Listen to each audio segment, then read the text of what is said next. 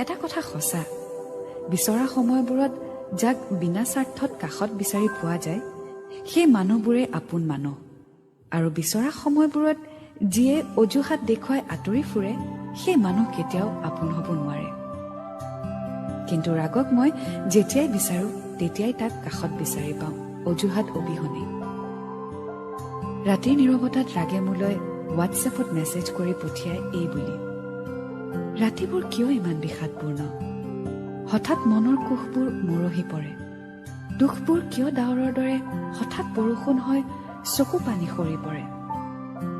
আৰু তুমি কিয় জোনাকৰ দৰে যাক চাই কাহানিও আমনি নালাগে? ভাল লগা তাৰ এই শব্দবোৰ, আৰু তাৰ এই শব্দৰ চাত জিৰাই ময়ো লিখি পঠিয়ালো তালৈ। বিচাৰি পালো ঠিকনা, আপোন আৰু ভাল লগা। হাঁহিৰে লিখিম তোমাৰ আৰু মোৰ গাথা, কোনেও নুশুনে কোনেও নেদেখে। হাচনাহানাৰ দেশত হ'ব